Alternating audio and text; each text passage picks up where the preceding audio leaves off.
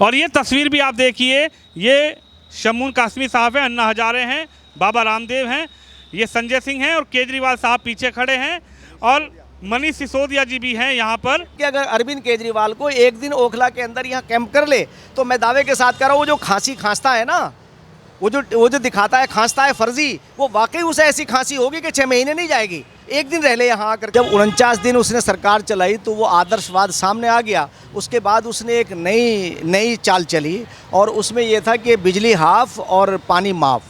तो जाहिर बात है कि दिल्ली के अंदर ज़्यादातर जो लोग हैं वो बाहर के लोग रहते हैं, उसके झांसे में आए और नतीजा आपके सामने है कि कितनी बिजली फ्री है और कितना पानी जो है वो पानी माफ़ है। नमस्कार, स्वागत है आप सभी का हेडलाइंस इंडिया पर। मेरा नाम है विनोद शर्मा।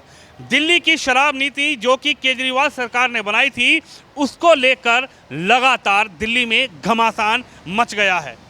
भारतीय जनता पार्टी ने तो अब जन जो रैली है वो निकालना भी शुरू कर दिया है और लगातार इस पर बवाल जो मचा हुआ है उसी पे बातचीत करने के लिए मेरे साथ मुफ्ती शम्मून कासमी साहब हैं, जो राजनीति को बहुत अच्छे से जानते हैं और केजरीवाल जी के पहले समर्थक भी थे।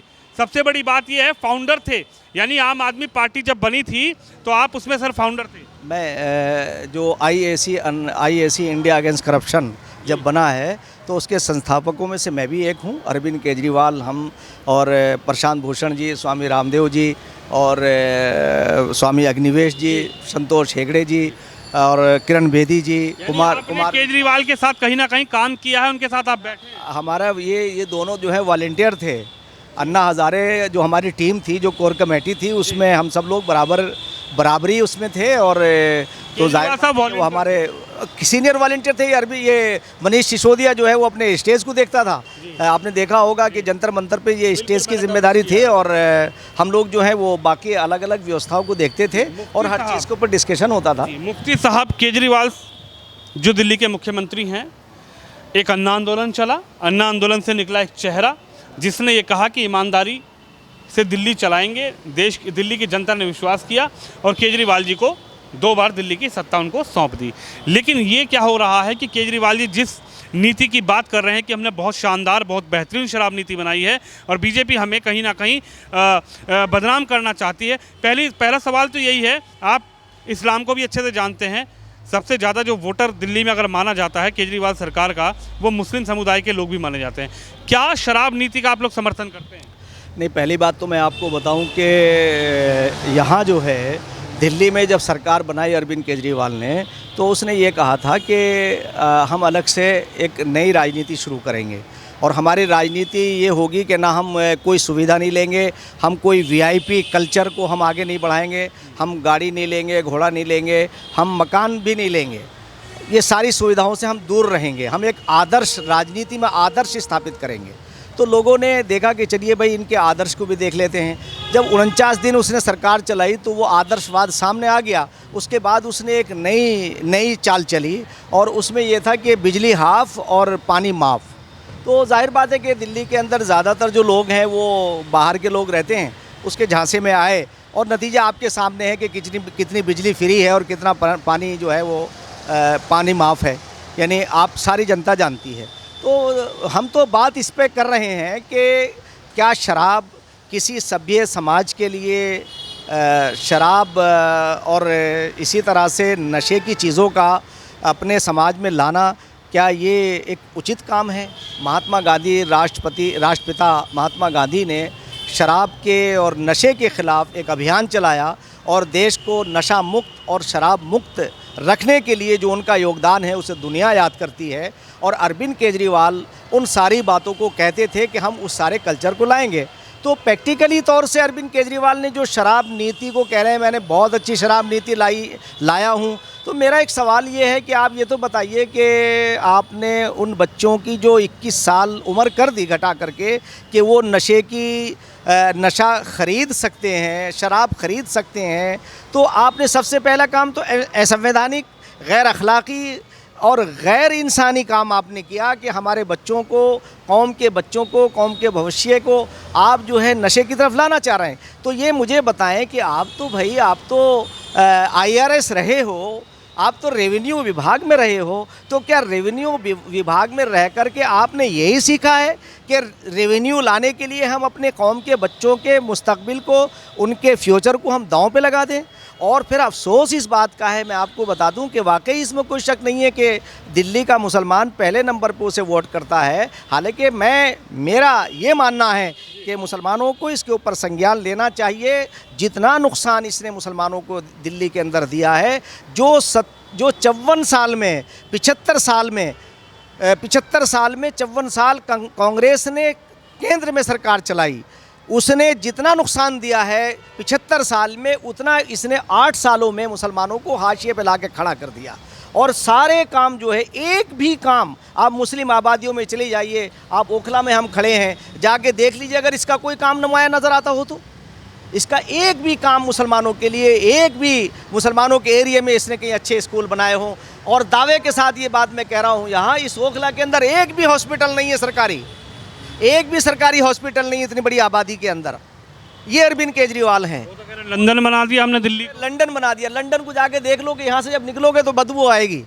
यानी आप समझिएगा कि यहाँ रह करके अगर अरविंद केजरीवाल को एक दिन ओखला के अंदर यहाँ कैंप कर ले, तो मैं दावे के साथ कह रहा हूँ, वो जो खांसी खांसता है ना, वो जो दिखाता है खांसता है फर्जी, वो वाकई उसे ऐसी खांसी होगी कि 6 महीने नहीं जाएगी। एक दिन रह ले यहाँ आकर के, एक दिन ओखला के अंदर रह ले, ये तो वो मुसलमानों के वोट का जो है उनका रिटर्न कर रहा है। और आपने देखा होगा कि पिछले दिनों जो कुछ दिल्ली के हालात हुए हैं, उसने मुसलमानों को सिर्फ उकसाया, और उकसाने के बाद उसने बिल्कुल ऐसा किया कि चढ़ जा बेटे सूली पर, राम भली करेगा। एक भी काम अगर उसने मुसलमानों के लिए किया हो, जबकि मुसलमान मुख्य धारा से में उन्हें लाना चाहिए था, उन्हें एजुकेशन की ज़्यादा ज़रूरत थी। आज उसने जो है वो स्कूल, अब आप एक बात और बताइए कि दुनिया के अंदर आप देखिए कि आप नज़र डालिए कि दुनिया में एजुकेशन मिनिस्टर और आबकारी मिनिस्टर, यानी शराब का मिनिस्टर, दोनों एक जगह। अब मनीष सिसोदिया, मैं तो ये हैरत करता हूँ, इन्हें शर्म नहीं आती यार, इन्हें शर्म आती। अगर मनीष सिसोदिया तुम हमारे साथी रहे हो, तुम्हें अगर तुम्हारे कहने का ज़रा सा भी तुम्हें वो है, तो सबसे पहले तुम फेस करो, बजाय इसके कि तुम अनर्गल जो है इल्ज़ाम लगाओ सीबीआई के ऊपर। सीबीआई एक स्वतंत्र जो है एजेंसी है, ईडी एक स्वतंत्र एजेंसी है, वो जिसे चाहेगी, जहाँ से उसे ज़राए से मालूम होगा कि इन्होंने करप्शन किया है, वो उनके घर जाएगी। और आपने तो खुलेआम किया है भाई। आप बताइए। तो ये कह रहे हैं मुफ्ती साहब कि मोदी मुझसे डर गया, मोदी ईमानदार केजरीवाल साहब से डर गए, मोदी ईमानदार केजरीवाल साहब को कहीं ना कहीं उनकी सरकार ही गिराना चाहते हैं। 800 करोड़ रुपए खर्च करना चाहती है बीजेपी, मनीष सिसोदिया के घर इसलिए सीबीआई भेज दी। नहीं, वो जो है खुद स्वयंभू वो ईमानदार है। वो कहता मैं ईमानदार हूँ। आपने दुनिया में ऐसे नेता नहीं देखे होंगे जो खुद कहते हैं मैं ईमानदार हूँ, मैं बहुत नेक हूँ, मैं बहुत अच्छा हूँ, मैं ऐसा हूँ, मैं वैसा हूँ। दुनिया में आज तक आपने नहीं देखा होगा कि भाई मैंने बहुत बड़ा काम कर दिया। सिर्फ अरविंद केजरीवाल एक ऐसा जीव है जो ये कहता है कि मैं बहुत बड़ा ईमानदार आदमी हूँ, है ना। वो कहता मैं ईमानदार आदमी हूँ। और नरेंद्र मोदी मुझसे डर गए। उस ज़माने के अंदर आपको मैं बता दूँ, मैं एक राज की बात बता रहा हूँ, उसका ये एक अमल है। वो एक चीज़ बहुत आराम से जानता है कि तुम टारगेट अपने से 10 गुना को करो, तो वो जब रिएक्ट करेगा तो तुम उसके बराबर तो हो ही जाओगे। आज अरविंद केजरीवाल एक दिल्ली का एक ऐसा जिसके पास कोई भी चीज़ नहीं है, सिर्फ करप्शन करने के लिए उसके पास रेवेन्यू है, उसके पास यहाँ जितना टैक्स आता है वो है। वो नरेंद्र मोदी को ये कहता है मुझसे डर गए। यानी वो आदमी जो 130 करोड़ की बात करने वाला हो, जब वो दुनिया में जाता है तो ये एक न्यूयॉर्क के अंदर एक वो रिपोर्ट आती है, पता नहीं वो कैसी है, कि वो कहते हैं कि साहब हमने जो है इसका मॉडल बना दिया, सारी दुनिया के लोग, यूरोप के लोग हमें पीछे देखना चाहते हैं, इसलिए वो अरविंद केजरीवाल की तारीफ़ कर रहे हैं। वरना बताएं मुझे कि हाँ उसने क्या काम किया है। आप उसके एजुकेशन की पोल जाके देख लीजिए। अभी मैंने आपको बताया कि वो बच्चा था, आपने देखिए ये हाल है। इन्हें शर्म आनी चाहिए, ये गरीबों के बच्चों जिनके ऊपर ये सारी अपना महल तैयार कर रहे हैं। झूठा है ये, और ये इतना बड़ा झूठा है कि अब कहता नरेंद्र मोदी मुझसे डर रहा है। तो उस ज़माने के अंदर मनमोहन सिंह जब प्रधानमंत्री थे, हमारा मोमेंट चल रहा था, तो जंतर मंतर से इसने कहा कि भाई ये एक बोर्ड लगाया, बैनर लगाया, जिस पे उस वक्त के राष्ट्रपति जो रहे हैं हमारे प्रणब मुखर्जी जी, उन्हें तो वो 17 लोगों के लिए बोर्ड लगाया कि ये सब चोर हैं।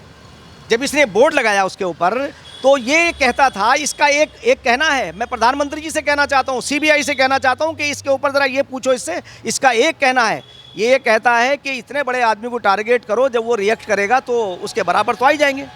तो उस वक्त प्रधानमंत्री नरेंद्र, वो जो हमारे वो थे मनमोहन सिंह जी, उनकी गलती सबसे बड़ी ये थी कि शरीफ आदमी थे, उन्होंने ये कह दिया कि नहीं मैंने चोरी नहीं की है, बस इसे मौका मिल गया। और उसके बाद देखिए फिर क्या हुआ।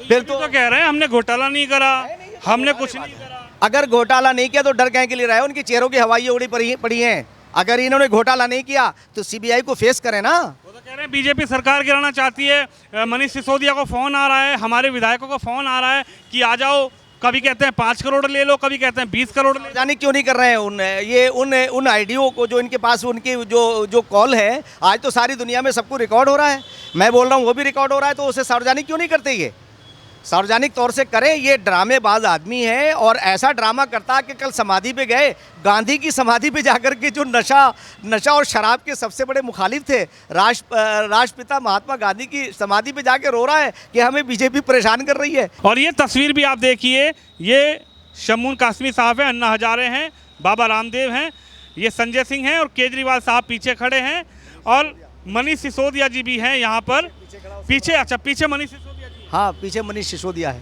तो देख सकते हैं आप, आज मैंने उस व्यक्ति से आपकी मुलाकात करवाई है जो पूरी तरीके से केजरीवाल जी को जानते हैं, पहचानते हैं।